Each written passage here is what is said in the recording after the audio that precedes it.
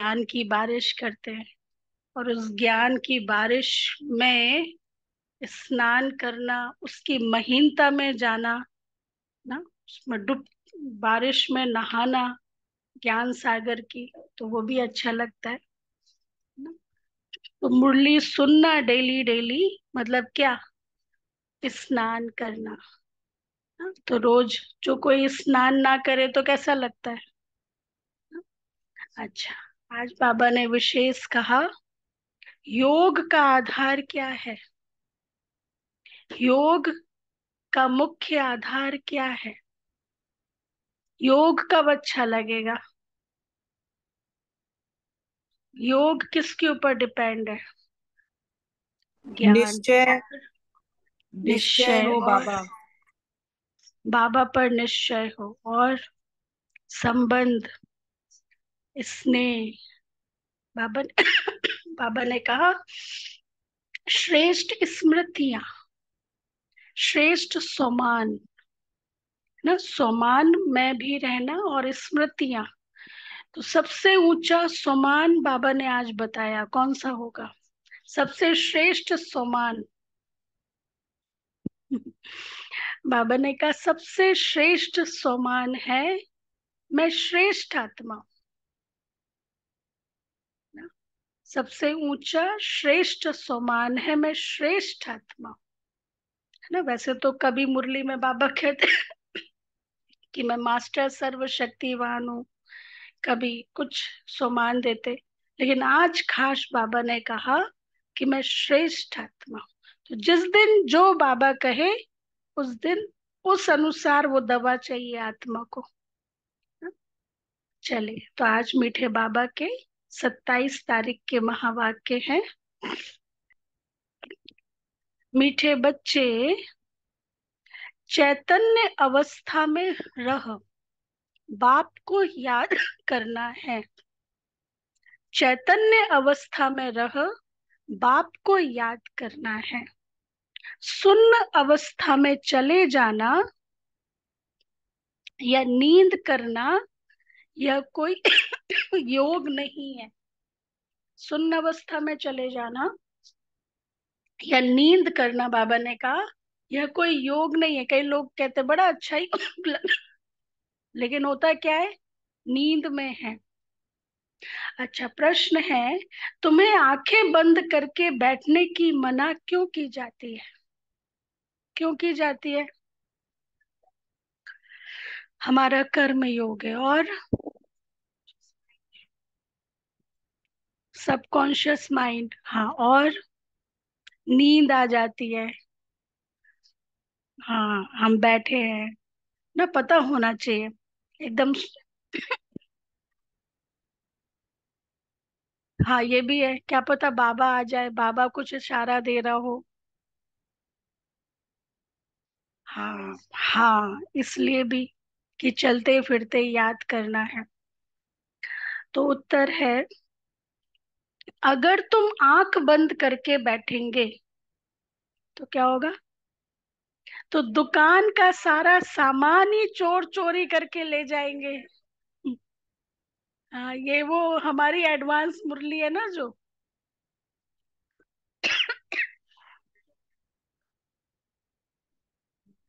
तो चोर दुकान का सारा सामान चोरी चर करके ले जाएंगे।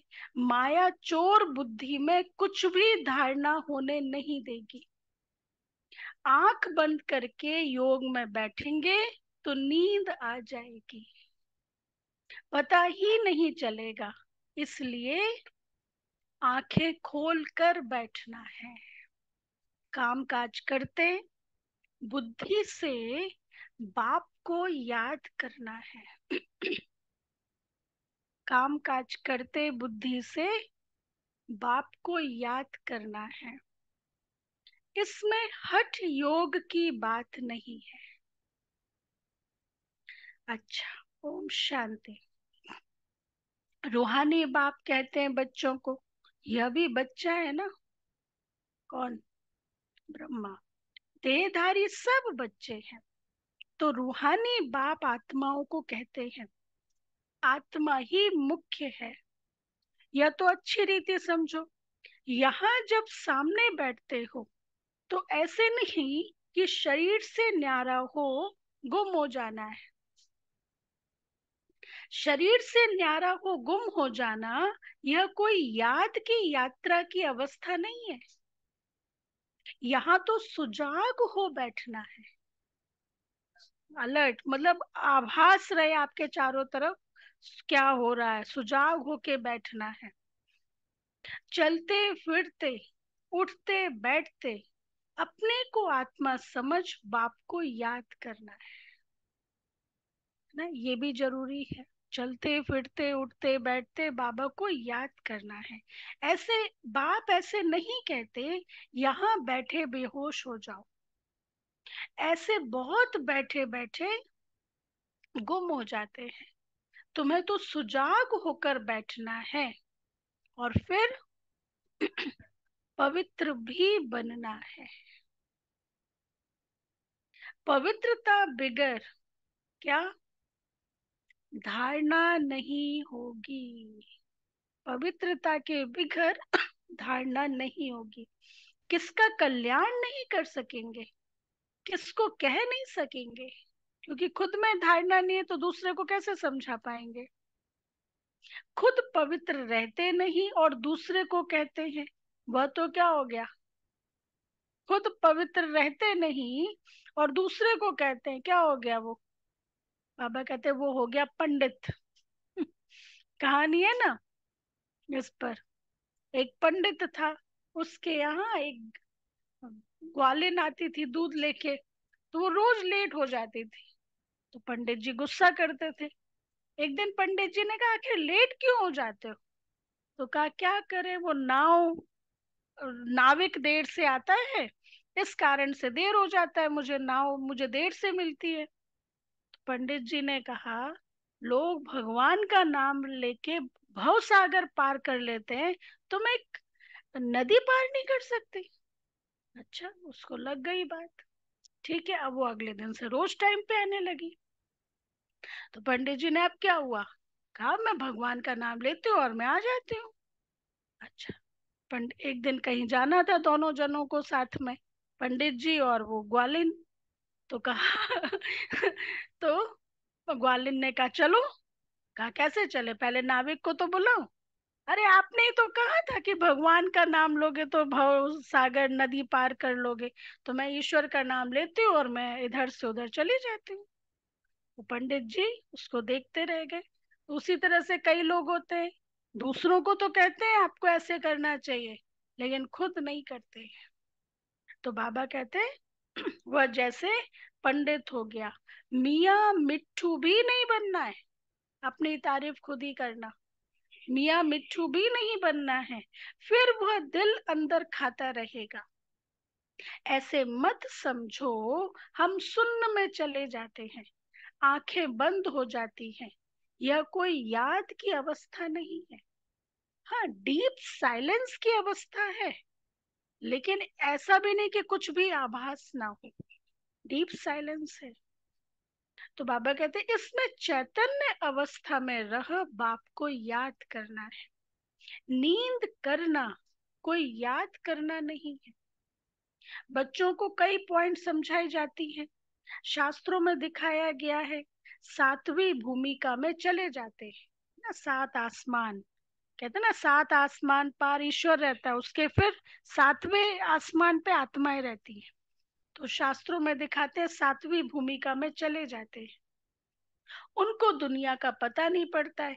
तुमको तो दुनिया का पता है ना, यह छीछी दुनिया है। बाप को कोई जानते नहीं है। अगर बाप को जानते तो सृष्टि चक्र को भी जान जाए। बाबा ने जो ज्ञान दिया है रचना, तो रचयिता को भी जान जाए।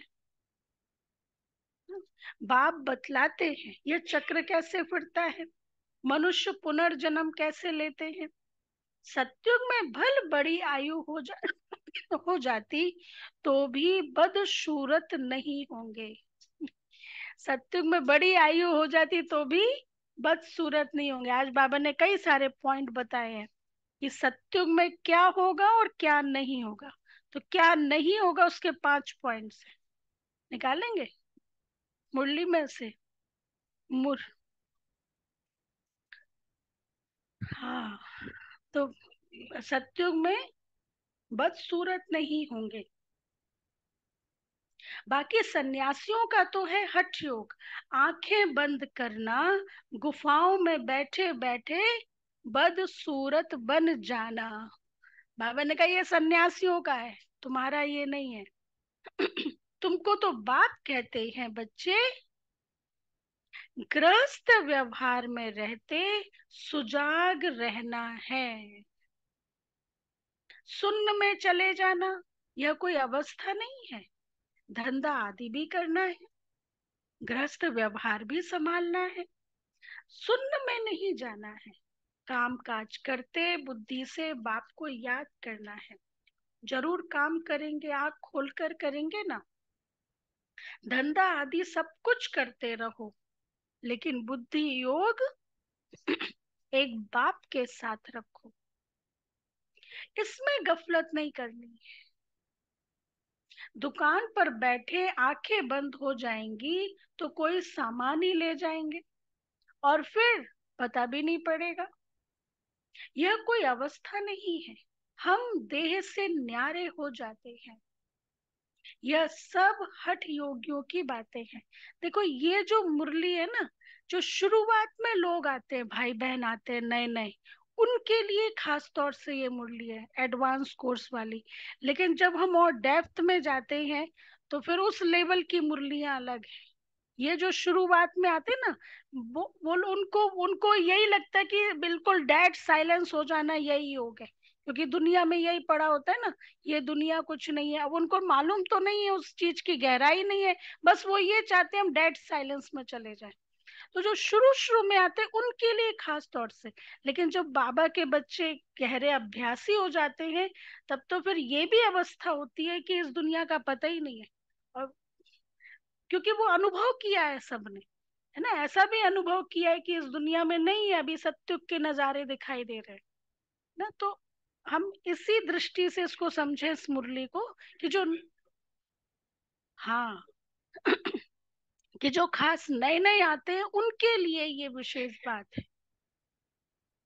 अच्छा, तो बाबा कहते हैं हम देह से न्यारे हो जाते हैं, यह सब हठ योगियों की बातें हैं, रिद्धि सिद्धि वाले करते हैं। बाप तो अच्छी रीति बैठ समझाते हैं, इसमें आंखें बंद नहीं करनी है।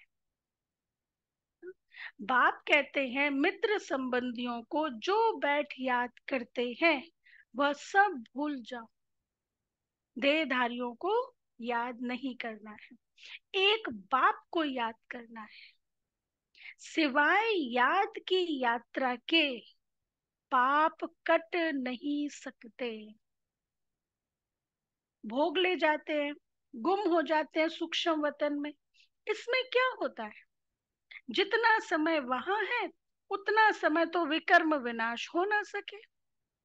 सूक्ष्म वतन में जाते, बाबा कहते उतना समय तो विकर्म विनाश हो ना सके, शिव बाबा को याद कर ना सके, ना बाबा की वाणी सुन सकेंगे तो घाटा पड़ जाता है। परंतु यह ड्रामा में नूंद है, इसलिए फिर जाते, वो भी जाते कब है, जब बाबा चाहता है कि ये आए।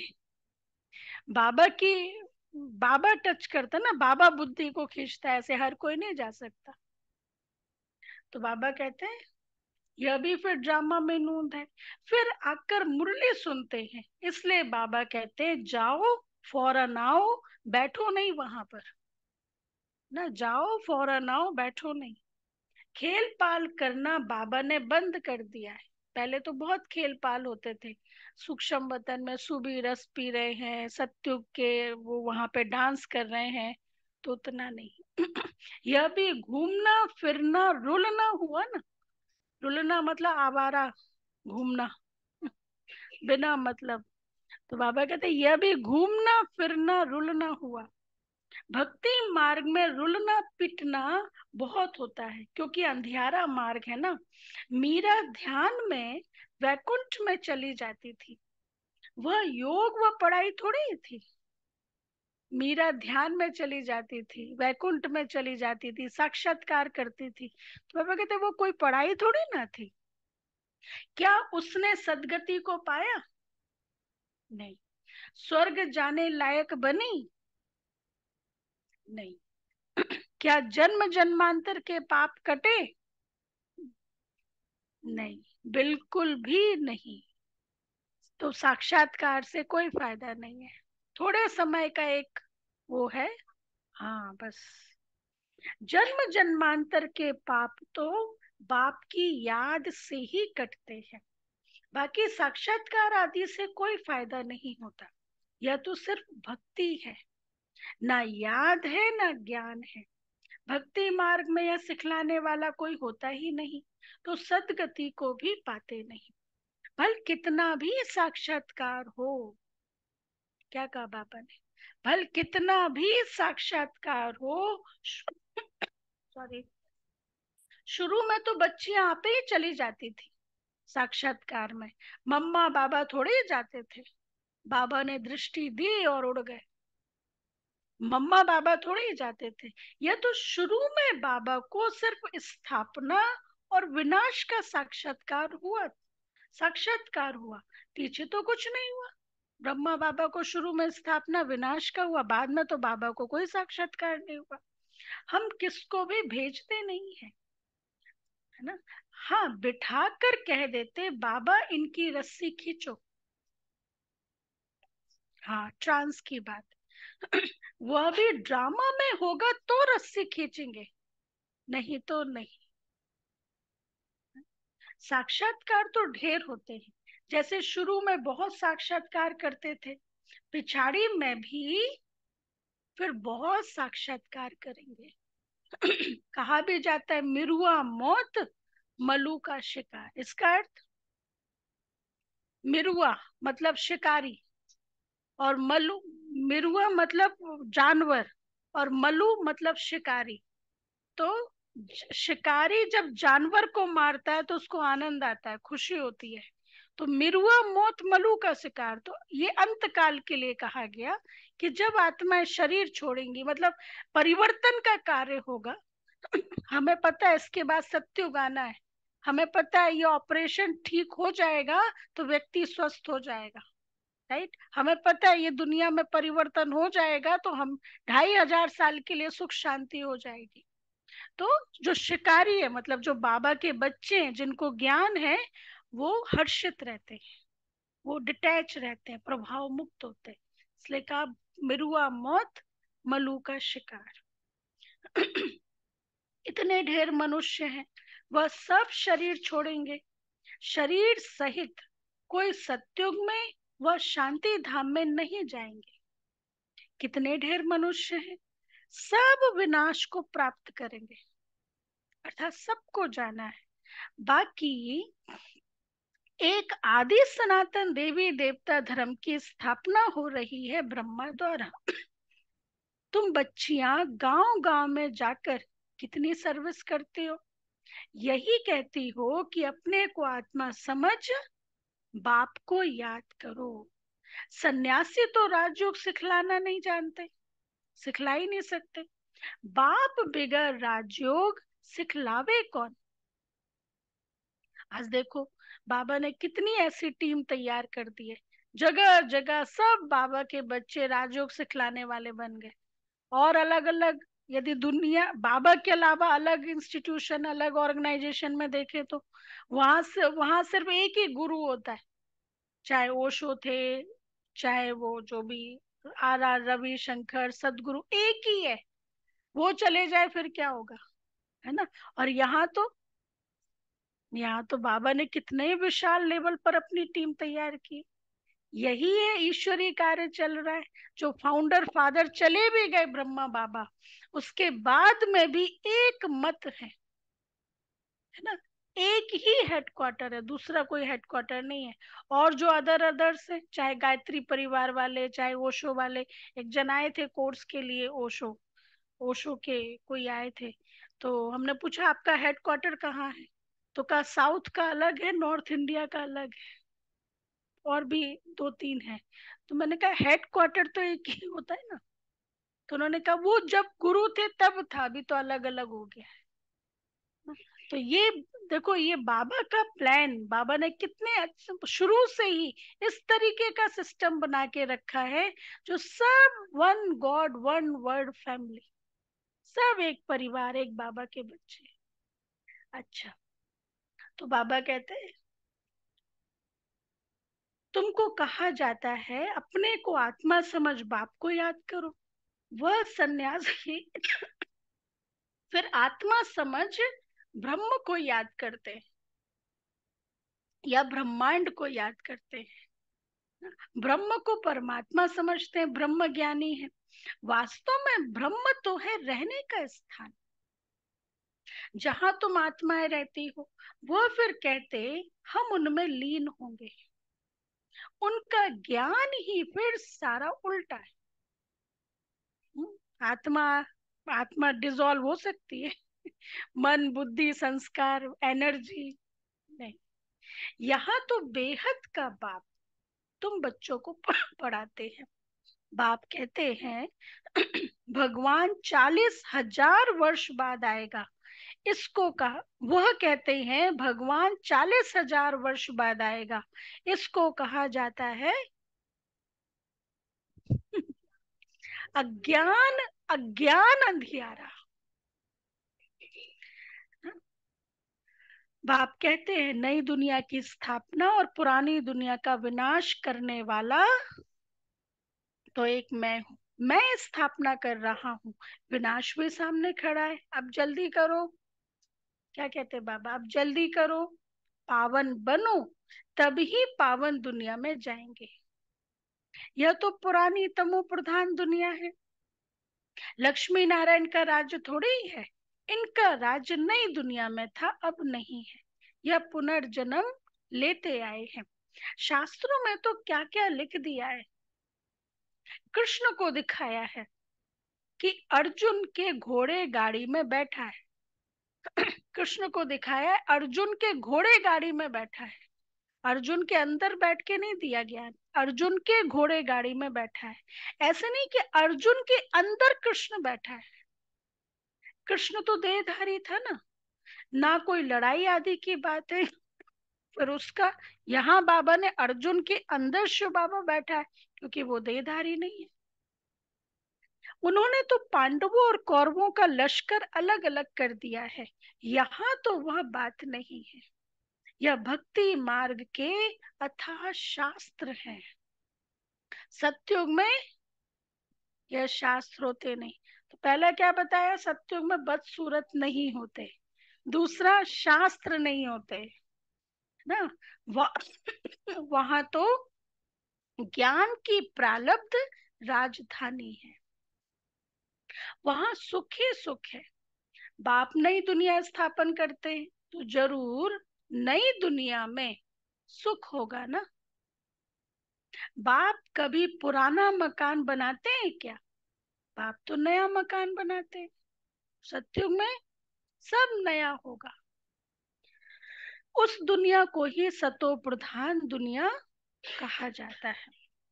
अभी तो सब तमो प्रधान अपवित्र हैं, पराये रावण राज्य में बैठे हैं। राम तो कहा जाता है शिव बाबा को। राम राम कह राम नाम का दान देते हैं। कहाँ पर? वो लिखते हैं ना, वहां पे वो जो नर्मदा नदी है ना, जबलपुर में बहती है, वहां पे है ऐसा कि, हाँ वो और भी, लेकिन वहां पे विशेष ऐसा राम नाम, हम लोग गए थे वहां पे, तो ऐसे कहा कि ये लिखो, वो लिख रहे थे, तो हर पत्ते पे वो उससे राम राम लिख के और नदी में बहाओ। या फिर अ, वो आटे की गोलियां ऐसे, हाँ हाँ, उसमें वहां पे ऐसा रिचुअल्स अभी भी, पता नहीं 10 साल पहले तो था, अभी पता नहीं है कि नहीं है। हाँ, वो नर्मदा नदी में ऐसा करते हैं, वो आटे की गोलियां और उसके ऊपर लिखते हैं राम राम ऐसे। तो बाबा कहते हैं अब कहाँ राम और कहाँ शिव बाबा। अब शिव बाबा तुम बच्चों को कहते हैं बच्चे मामेकम याद करो, जहां से आए हो वहां ही फिर जाना है। जब तक बाप को याद कर पवित्र नहीं बनेंगे, तब तक वापस भी जा नहीं सकेंगे। तुम्हारे में भी कोई विरले जो अच्छी रीति बाप को याद करते हैं। मुख से तो कहने की बात नहीं, भक्ति में राम राम मुख से कहते हैं। कोई नहीं कहेंगे तो समझेंगे या नास्तिक है। कितना आवाज करके गाते हैं। वहां बागेश्वर धाम गए थे ना, 1.5 घंटे तक उनकी आरती चली थी। 1.5 घंटे तक। मतलब वो राम जी के पता नहीं अलग अलग, अब मुझे तो इतना नहीं आता, लेकिन वो आरती भी चौपाई भी अलग अलग, बहुत देर तक। मतलब वो आरती खत्म हो जाए फिर उसके बाद मिले, ऐसा था। तो वो 1.5 घंटे तक आरती चली। और फिर वो जो उनके गुरु हैं वो सबको वो कर रहे, वो सब बहुत सारे तो परिवार, जैसे बाबा ने कहा ना शिव परिवार, ऐसे वो गुरु का परिवार बना हुआ था मंदिर में पूरा। तो बाबा कहते हैं भक्ति में राम राम मुख से कहते, कोई नहीं कहेंगे तो समझेंगे या नास्तिक है। कितना आवाज करके गाते हैं। जितना झाड़ बड़ा होता है उतनी भक्ति की सामग्री बड़ी होती जाती है। बीज कितना छोटा होता है ना। बीज शुरुआत भक्ति कहाँ से हुई? एक बीज से, मतलब एक शिव बाबा से। ज्यादा सामग्री नहीं थी। अभी जितना विस्तार हो गया उतना सार नहीं है उसमें। मतलब उतनी भावनाएं नहीं है। हाँ? तुमको कोई चीज नहीं, कोई आवाज नहीं है। तुम सिर्फ अपने को आत्मा समझ मुझे याद करो। मुख से कुछ कहना भी नहीं है, लेकिन बाप को भी बच्चे बुद्धि से याद करते हैं। बाबा बाबा बैठकर कहते थोड़े ही हैं। तुम अभी जानते हो आत्माओं का बाप कौन है। आत्माएं तो सब भाई भाई हैं। आत्मा को और कोई नाम नहीं, बाकी शरीर का नाम बदलता है ना। एक नाम है आत्मा का, कौन सा? सालीग्राम ना। हाँ सालीग्राम, इसलिए शिव के साथ सालीग्राम को पूजते हैं।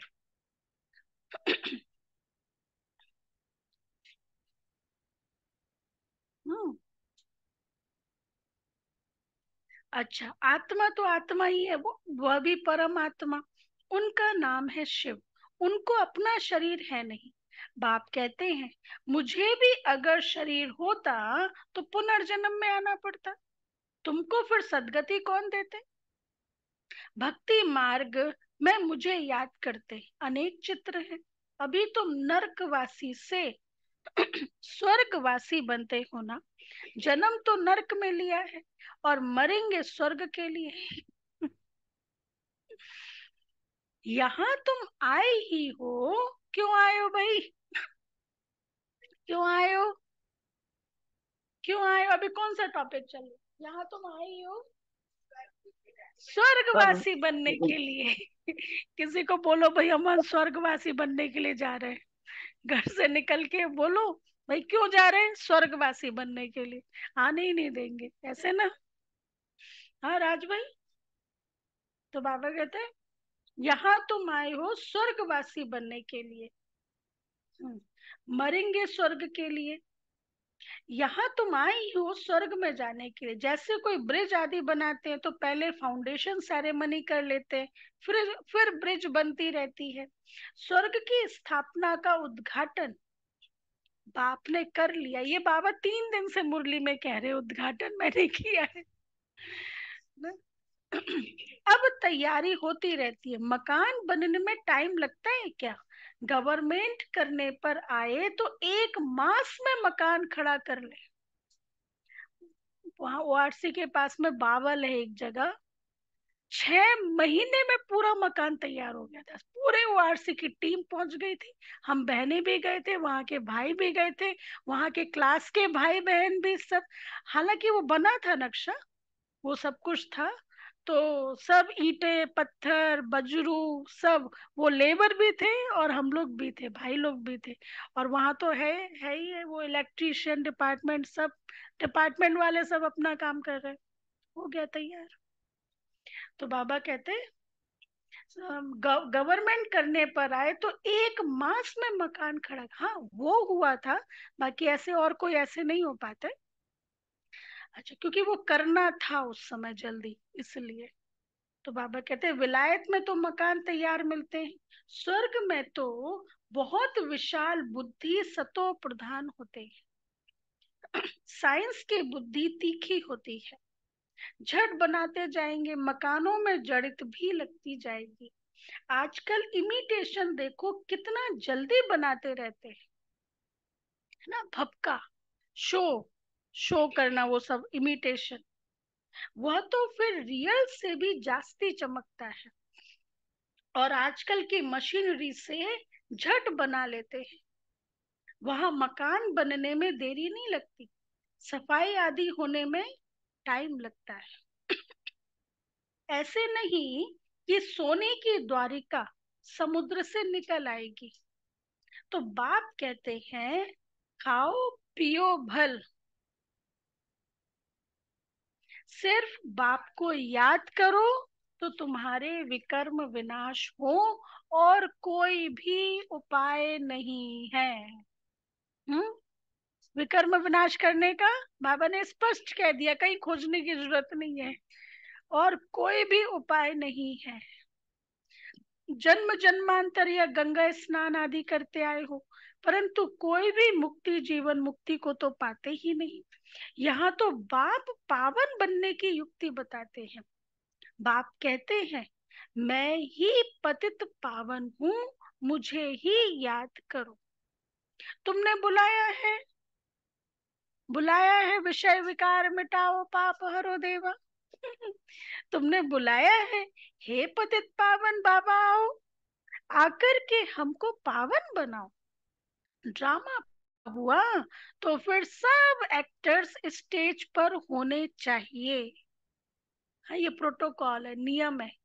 ड्रामा पूरा, वो ड्रामा में भी दिखा था ना, सारे एक्टर्स स्टेज पे आ जाते हैं, स्टेज पर होने चाहिए। क्रिएटर भी होना चाहिए, सब खड़े हो जाते हैं ना। यह भी ऐसे है, कोई वापस नहीं जाता, सब यहीं पे रहते हैं। सभी आत्माएं आ जाएंगी, फिर वापस जाना होगा। अभी तुम तैयार नहीं हुए हो, कर्मातीत अवस्था ही नहीं हुई है, तो विनाश कैसे होगा। देखो हमारी भी ये ब्राह्मणों की योग की भी अलग अलग स्टेजेस है। कर्मातीत के पहले क्या चाहिए, जीवन मुक्त स्थिति, मतलब जीवन में रहते हुए दुख सुख निंदा स्तुति उन सब के प्रभाव से मुक्त। अच्छा, जीवन मुक्त स्थिति के पहले कौन सी स्थिति चाहिए,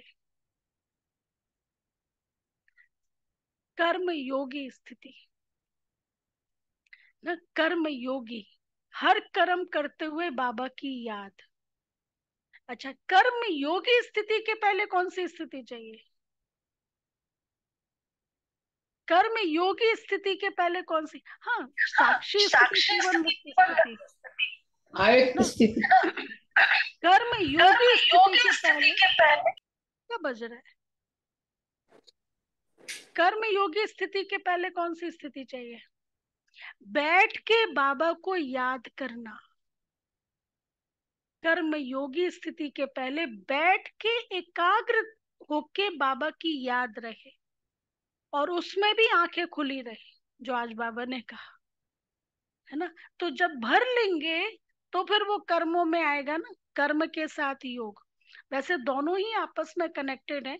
सारा दिन बाबा की याद में रहते तो बैठक में जब करते हैं तो बड़ी अच्छी होती है। और बैठ के कर लिया, बैठ के एकाग्रता से बाबा को याद किया, तो सारे दिन में भी वो एकाग्रता बनी रहती है, मतलब वो याद एकाग्रता वाली होती है। तो ये तो जीवन मुक्त, कर्मातीत बाद में है, पहले जीवन मुक्त स्थिति, उसके पहले है कर्म योगी स्थिति। और कर्म योगी के पहले है बैठ के एकाग्रता से योग। 1 घंटा बैठे मतलब 1 घंटा बाबा की याद। ये नहीं बैठे 1 घंटा 45 मिनट पूरी दुनिया में घूमते रहे, 15 मिनट याद। ये नहीं, बैठ के एकाग्रता से स्थिति। तो ये तो बाबा कहते हैं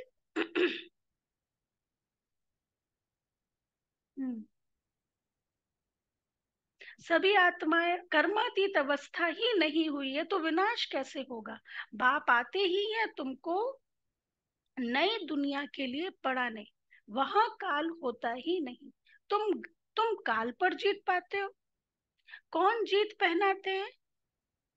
कौन जीत पहनाते? कालों का काल। वह कितनों को साथ ले जाते हैं, तुम खुशी से जाते हो।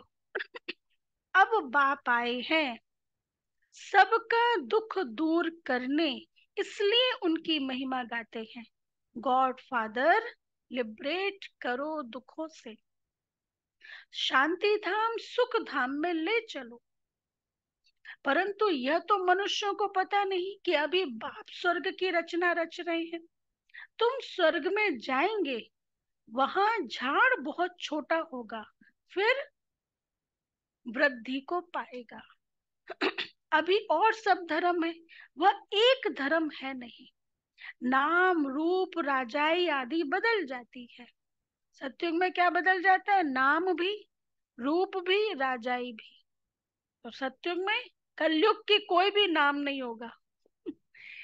कलयुग का कोई भी तरह का रूप सत्युग में नहीं होगा, है ना। विशेष पवित्र देवताएं होंगे। और राजाई, कलयुगी राजाई का ढंग सत्युग में नहीं होगा। अच्छा, पहले डबल ताज फिर सिंगल ताज वाले होते हैं। सोमनाथ का मंदिर बनाया है, कितना धन था। सबसे बड़ा मंदिर एक है जिसको लूट कर ले गए हैं। बाप कहते हैं, बाप कहते हैं तुम पद्मा पदम भाग्यशाली बनते हो ना। हर कदम में पदम, बाबा की याद। बाबा की याद से तो बनते ही हैं। और कैसे बनते हैं पद्मा पदम भाग्यशाली? समान श्रेष्ठ कर्म, है ना। श्रेष्ठ कर्म मुख्य है। कदम कदम पर बाप को याद करते रहो तो पदम इकट्ठे होंगे। कर्म करते हुए भी बाबा की याद।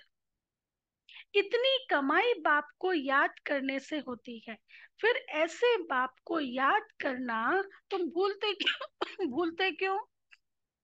बाबा की याद से पदम गुना कमाई होती है। बाबा कहते भूलते क्यों? जितना बाप को याद करेंगे, सर्विस करेंगे, उतना ऊंच पद पाएंगे। तो ऊंच पद पाने के दो आधार आज की मुरली में, बाबा की याद और सर्विस। अच्छे अच्छे बच्चे चलते चलते गिर पड़ते हैं। काला मुंह किया तो की कमाई चट हो जाती है। जबरदस्त लॉटरी गवा देते हैं। अच्छा, मीठे मीठे सिकी लदे बच्चों प्रति मात पिता बाप दादा का याद प्यार और गुड मॉर्निंग। रूहानी रूहानी बाप बाप की रूहानी हम बाप की रूहानी रूहानी बच्चों बच्चों को को नमस्ते। नमस्ते। हम हम रूहानी बच्चों रूहानी की बच्चों रूहानी की रूहानी बाप माता पिता बाप को दादा याद को याद प्यार नमस्ते, गुड मॉर्निंग, किया शुक्रिया बाबा। बाबा, थैंक प्यारा you Baba, thank Baba, you प्यारा बाबा, बाबा, वाह मीठा बाबा बाबा, वाह। थैंक यू बाबा। धारणा के लिए मुख्य सार। फर्स्ट पॉइंट,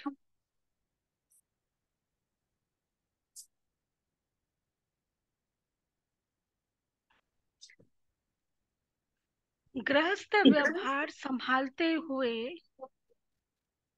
गृहस्थ व्यवहार संभालते हुए बुद्धि योग बाप के साथ रखना है। बुद्धि योग बाप के साथ रखना है। हाँ? गफलत नहीं करनी एडेप्टर भी, है। और एडेप्टर भी मेरे ये डाल देना सारा, बैग में ही डाल देना, ठीक है। गफलत नहीं करनी है।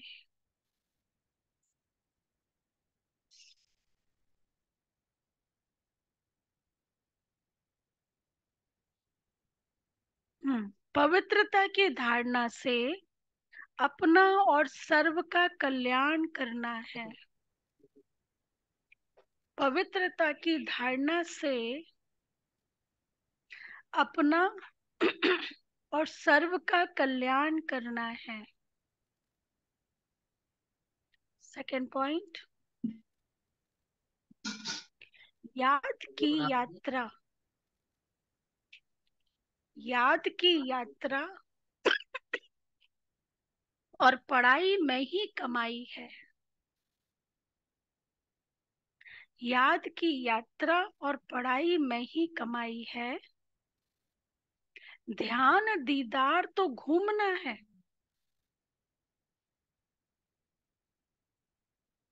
इसलिए उससे कोई फायदा नहीं।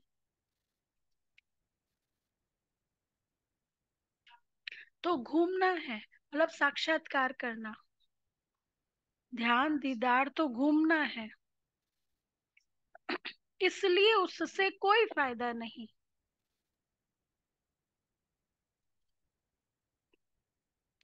जितना हो सके, जितना हो सके सुजाग हो। बाप को याद कर अपने विकर्म विनाश करने हैं।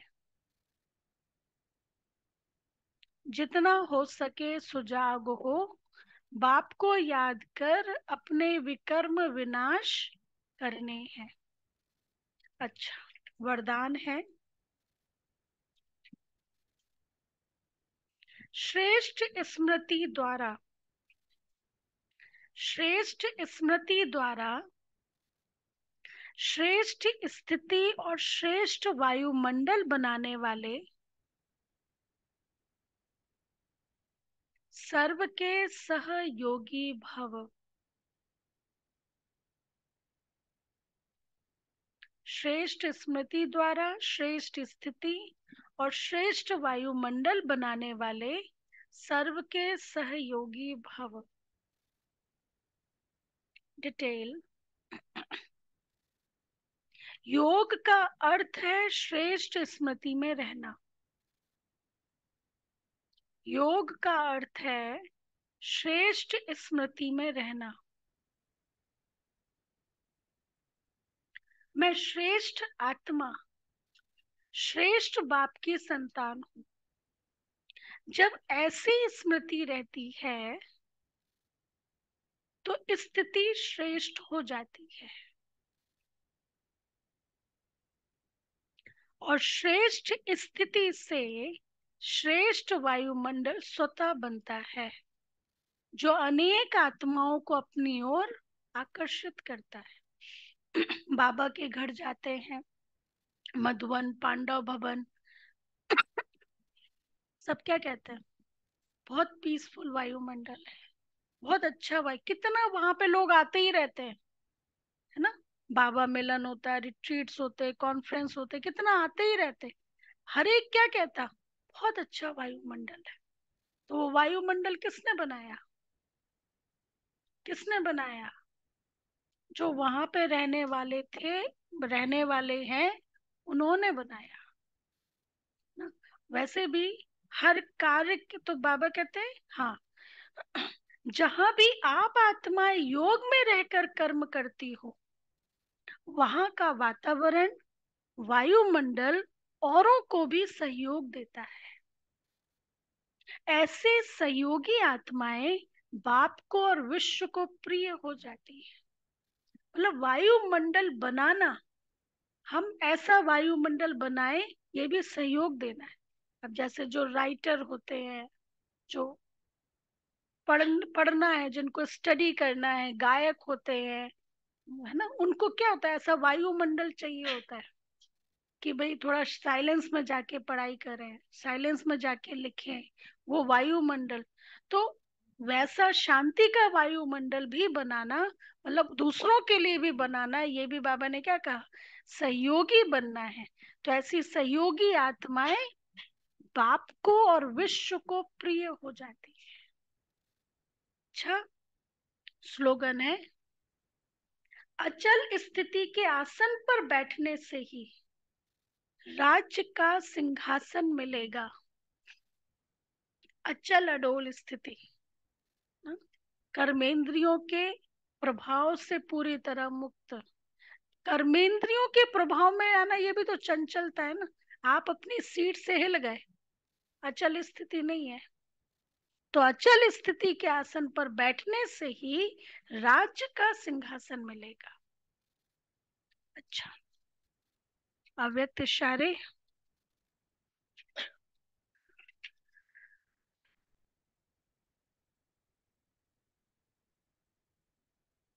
27th पॉइंट, सदा सदा विजयी रहने के लिए, सदा विजयी रहने के लिए, ये ऑन है, ये ऑन है, यहाँ पे ये ऑन है। सदा विजयी रहने के लिए साक्षी स्थिति में स्थित रहने का अभ्यास करो। साक्षी बन इस देह से कर्म कराओ। यह साक्षी स्थिति सहज पुरुषार्थ का अनुभव कराती है, क्योंकि साक्षी स्थिति में किसी भी प्रकार का विघ्न या मुश्किलात आ नहीं सकती। लास्ट में जब चारों ओर की हलचल होगी तो उस समय साक्षी स्थिति से ही विजय बनेंगे। यही है मिरुआ मौत मलू का शिकार। चारों तरफ जब हलचल होगी तो उस समय साक्षी स्थिति से ही विजय बनेंगे। कितना भी सराउंडिंग अप्स डाउन है, कैसा भी वायुमंडल है, लेकिन मेरी स्थिति साक्षी है, रस है ना, डिटैच होके दे, उसका प्रभाव नहीं पड़ रहा है, तो बाबा की याद है। अच्छा, ओम शांति। और साक्षी स्थिति का अभ्यास तो पहले से ही करना है ना। अभी के वायुमंडल को देखते हुए, मतलब सब कुछ देखते हुए डिटैच भाव, है ना, ये अभ्यास अभी से करना है। अच्छा, अनाउंसमेंट। ओम शांति। तो आज और कल